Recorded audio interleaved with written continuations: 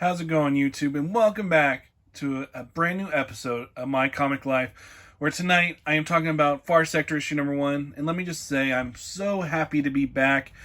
It has been a long time coming, but working as hard as I've been working is for as many hours for the past 4 months, it got really hard to keep up with the books. And now that it's looking like my job is finally has enough staffing and whatnot, fingers crossed that I don't have to work 6 days a week and work overtime, and it's just no fun whatsoever. Now I get time, it seems, to talk about comics, and I am so excited just to get back into this. So, welcome back, and let's start talking about the new number 1 and a brand new character in Jo. I don't remember what her last name is, but I do know her first name is Jo. The new Green Lantern, and in her new series, Far Sector. I no idea what I was getting into. All I saw in there was Jamal Campbell was the artist in here, and I've really liked his artwork in Naomi, even though I didn't really care for Brian Michael Bendis's writing in the book. But knowing he was on that and he was a bright light, I thought in Naomi, it'll be interesting to see what he does now with this Green Lantern series. I think this is her first time into comics, and she's a prevalent science fiction writer, N.K. Jemisin. So I was very intrigued to see how this book went. And the first page, it just sets you up for a noir type of story. I was not expecting that going in. I was just expecting a traditional Green Lantern story.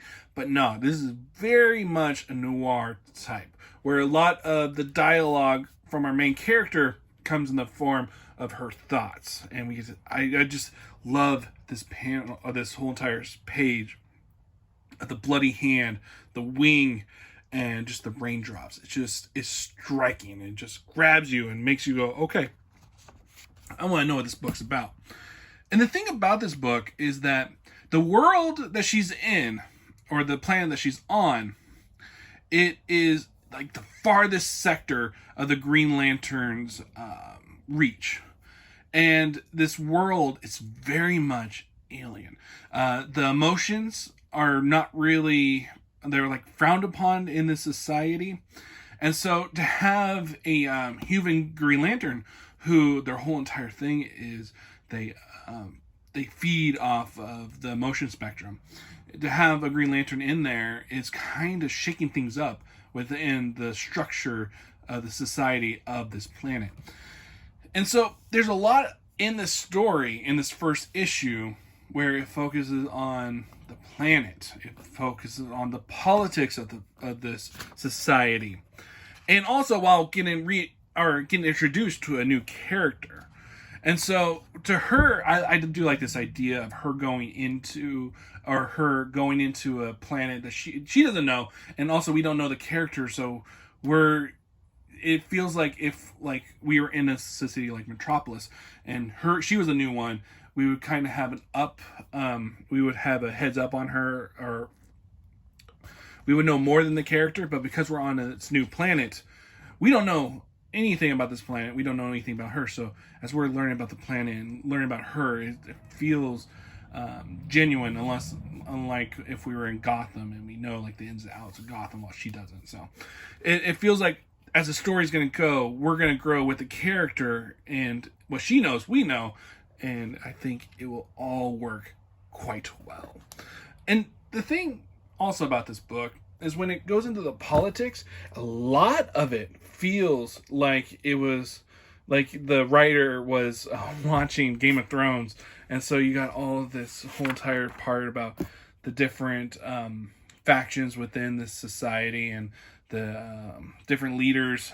I do like this whole thing where they're all sitting. They don't have a seat for her, so she uses the power of the ring to make her own seat, and she has this little character.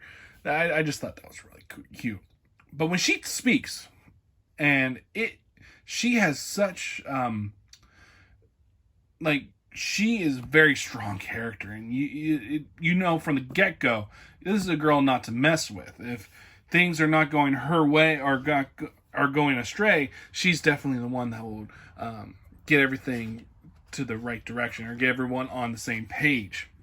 And so I just like her, even though she's seeing all this bickering between the different factions.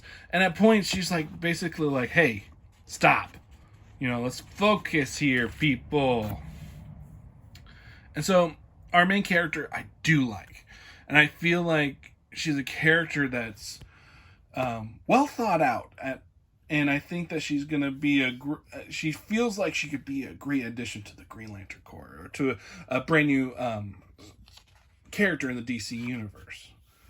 Now, will she play more into the DC universe? We shall see. But from this first page, it does a good job at introducing us to the character, to our new Green Lantern, to this intriguing world that I was just like, you did your job for a first issue. Does this first issue try to do anything else that makes you go like, I need to have issue number 2? No. Sadly, it doesn't. It relies too much on trying to focus in on the planet that we're on, that it kind of loses sight sometimes of telling an intriguing story. Up until the final pages, which I won't show, where it looks like things are finally going to start to ramp up.